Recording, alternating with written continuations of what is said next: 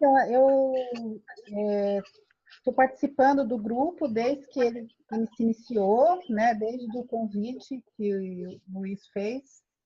E o que eu acho que a gente tem que ir absorvendo devagar mesmo todos esses pensamentos. Tem muito por mais que seja muito texto, tem muito de experimentação de vida, que o Nietzsche parece que, né, estimula. Então, o que, que acontece? Eu tenho vivido e tenho identificado esses conceitos no meu dia a dia. Então, eu trabalho com mediação de conflitos e com facilitação de diálogos e coaching, e eu estou ali no meio do conflito, né, que é muito intenso aquilo lá, o conflito entre duas pessoas e muito conflito de família, e trabalho dentro do fórum, e eu estou ali naquele olho do ciclone ali, mas eu levo o Nietzsche junto comigo, e aí a gente consegue sair do buraco, sabe? Fazer, ó, pessoal, vamos em frente, né? Vamos olhar mais para frente, que quanto mais ficar repisando e as pessoas reativas e reagindo uma provocação do outra, o buraco fica maior. Então, assim, eu posso dizer que, sendo que eu fale aqui no grupo, ou que eu escute o Luiz, ou escute alguém, já está sendo assim de muito valor, de muita transformação, e está fazendo efeitos muito intensos na minha vida de trabalho, de vida mesmo, que é nessa área. E queria dizer assim que, né, dentro dessa minha participação, assim, para mim está sendo fundamental que tu exponhas, porque a gente está revirando coisas exatamente, saindo um pouco de um lugar muito passional, que seria já falar o tempo todo dos nossos afetos estagnados, assim. Então, acho que esse movimento para ti pode ser simples, por exemplo, as 4 classificações do ressentimento, mas como ele é para além da absorção só racional, isso acaba produzindo resultados. Tipo, eu não tenho claro os 4 tipos de ressentimento, porque eles não estão só nesse plano racional, assim mesmo, dessa razão kantiana ou mais cartesiana. Então, quando tu está mexendo com isso, a gente está se mexendo aqui também.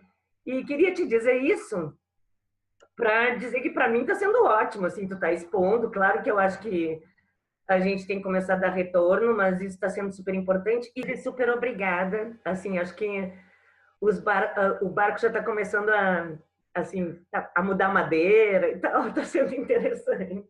Obrigada. Alguém mais quer fazer algum comentário, sugestão? A Luciana. Tudo bom, Luciana? Tudo bem? Boa tarde a todos. Falar um pouquinho, então. Para mim, nossa, foi muito bom esse dia que você fez a leitura, assim, quase um pouco didático, né? Da superação de si.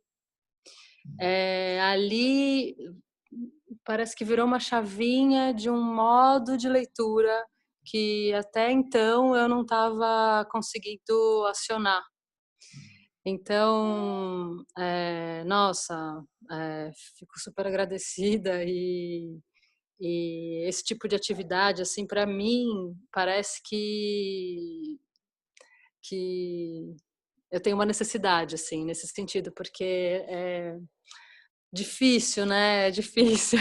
Tem que ruminar, tem que ler e reler. Essa semana eu estava lendo o seu e-mail do grupo, do livro, né? Que você estava contando um pouco da sua experiência, como começou, né? O estudo com filosofia, dessa dificuldade. E aí eu me identifico muito, porque eu fico naquele parágrafo, daí eu falo, não, vai e volta, eu falo, não, deixa eu passar um pouco para ver se entra, daí depois volto. E então É isso. Eu estou tentando compreender o Nietzsche. Eu tenho alguma coisa dentro de mim que quer muito, há anos já. Não sei se você lembra, Fugante, eu participei a convite da Ana Tomás de um grupo de estudos do Nietzsche lá na Rua Dalvin. Eu participei de algumas aulas. Aí depois eu fiz o curso da Genealogia da Moral, que foram 3 aulas. Aí eu tive algumas participações suas no nosso projeto de dança, que também foi super rico. E desde lá, desde 2009, que eu vou tentando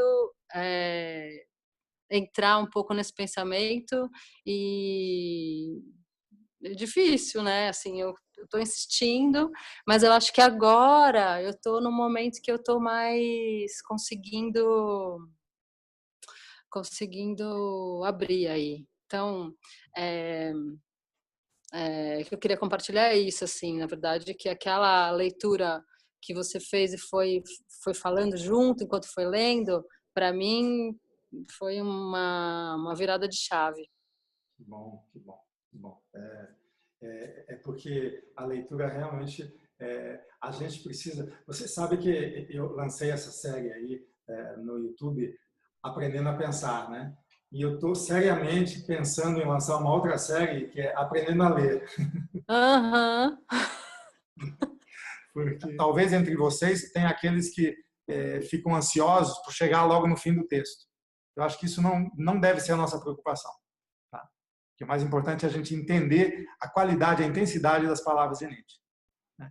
Mas eu vou ler mais um pouquinho, e se for o caso, depois a gente comenta de novo no nosso próximo encontro, e até a questão do andarilho também, porque o andarilho já vem anunciando. Tá? O andarilho, só para dar uma dica a vocês, o andarilho é o andarilho por nossas intensidades. Você está sempre acontecendo, sempre em relação, e a tua energia está subindo ou descendo. Então, a gente anda pelas subidas e descidas da nossa energia. Esse que é o nômade. O nômade é um andarilho pelas subidas e descidas da própria energia. Então, isso que eu queria que vocês entendessem naquele texto sobre o andarilho. Tá? Diga lá, Rita, diga. Não, é porque a gente leu de novo esse trecho, mas ampliou muito a minha compreensão do texto. Eu já tinha entendido alguma coisa da outra aula, agora foi muito diferente a experiência. Que legal. O mesmo texto, mas completamente diferente a experiência. Muito bom. Que bom. Você vê, era aquilo que a gente dizia no início. Ler é isso, né? É você entrar em acontecimento, entrar no tempo do pensamento, né? E aquilo vira uma intensidade, vira um afeto, né? É muito interessante. E a gente conquista essa força em nós. Tá produzindo e criando assim mesmo. Muito legal. Que bom, Rita, que você dá esse retorno.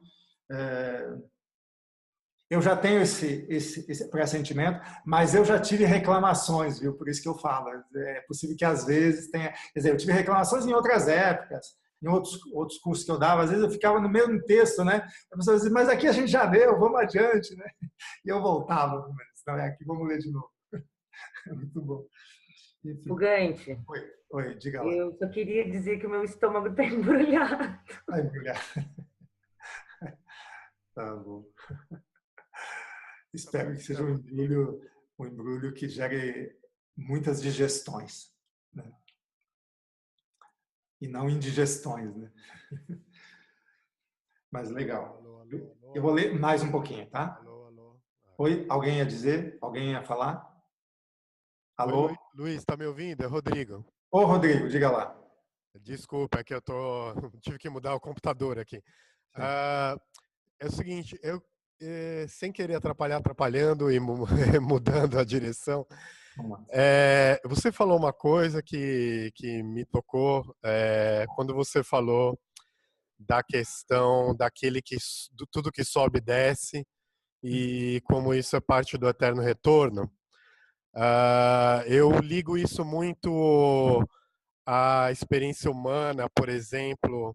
Eu vejo que as pessoas que, por exemplo, ficam se forçando a serem felizes, alegres demais, depois muitas vezes passam por momentos de depressão muito fortes também, como se fosse um eterno retorno mesmo, né? Eu leio o eterno retorno até nessa questão mesmo da psique humana mesmo. E queria que você falasse disso, nessa visão, o eterno retorno seria um eterno retorno, quer dizer, e da alegria extrema, que foi forçada, Tá.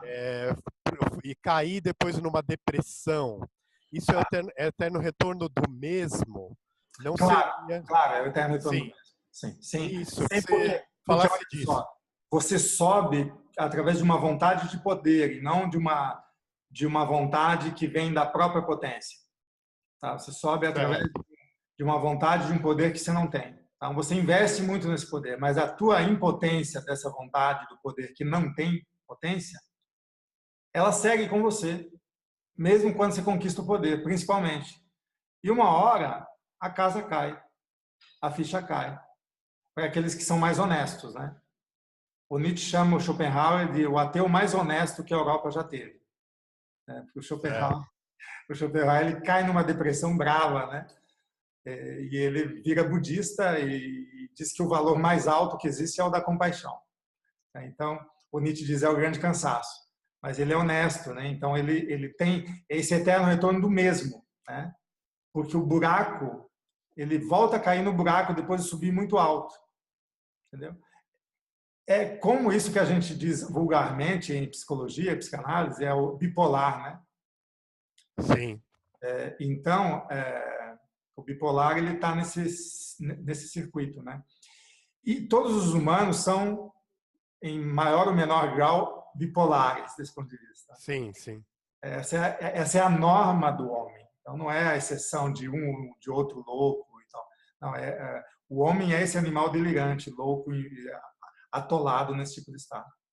Então, é como se ele dissesse assim, olha, cara, e tem um outro nível que salta, que está fora desse círculo vicioso do eterno retorno do mesmo, que é um plano dos deuses que riem e estão rindo muito. Né? O Blanchot usa uma expressão, quando ele se refere a Nietzsche, ele diz assim, é o riso dos deuses. Né? Ou seja, quanto mais miséria e tristeza humana, tem um plano do divino aí que está rindo bastante, porque é a crueldade, é a provocação necessária. Então, mesmo esse retorno é uma provocação do destino. Você está sendo lançado no buraco de novo. Por quê? Porque você não fez a lição de casa. Então está tudo certo, é perfeito que você seja lançado de novo nesse buraco. Ou seja, até tomar, vamos usar uma expressão aqui da vovozinha, tomar vergonha na cara, né? e olhar para o umbigo, olhar para as próprias, para a própria casa, que é o próprio corpo, o próprio modo de viver, e fazer a lição de casa, finalmente. Uhum. E não saltar que nem macaco. Outro inimigo do Zaratustra é o macaco. O macaco salta. Se vocês lerem o início do Zaratustra, lá no prólogo, vocês vão ver o macaco que salta por cima do funâmbulo, e o funâmbulo cai e morre, né? Lembra? O homem é uma corda atada entre o animal e o super-homem, perigoso, parar, olhar para trás, olhar para baixo. É uma travessia, né? O que é de interessante no homem é ser ponte e não meta e tal. De repente, sai um homem da casinha, né? O espertalhão, e salta para cima do funâmbulo. Esse é o macaco. Não adianta saltar. A gente tem que avançar com consistência, avançar com coesão. Né? Então, ou o homem é anão, ou ele é macaco. O macaco é o obsessivo. E o anão é o depressivo, ele acaba na depressão. Então, há um anão e um macaco. Há um obsessivo, né, e um depressivo. Agora, o riso dos deuses é esse terceiro olho da águia, né, que salta disso que o homem se tornou. Seja escravo, seja tirano. Seja depressivo, seja obsessivo. Seja humilde, seja orgulhoso. O homem se tornou isso. Ora, coragem é preciso para ultrapassar esses dois estados. O do escravo, o do tirano e também o do padre, que se aproveita lamentando essa situação e fundando um outro tipo de poder. como diz Deleuze ao citar Nietzsche e Spinoza, lá no Spinoza Filosofia Prática, né? É a trindade da tristeza, né? É o tirano, o escravo e o padre. O tirano que ganha poder em cima do escravo, o escravo que precisa do tirano também para se empoderar, e o padre que lamenta os dois e cria um outro tipo de poder. Ah, beleza. Bom, gente, eu acho que o nosso tempo esgotou, mas eu vou voltar, se vocês quiserem, no nosso próximo encontro, nesse texto. Espero que vocês leiam Andarilho também, tá bom? E espero que tenha sido bom para todo mundo. Tá bom? Alguma observação ainda ou não? É isso? Nos vemos na próxima. Tchau, tchau. Graças, até lá.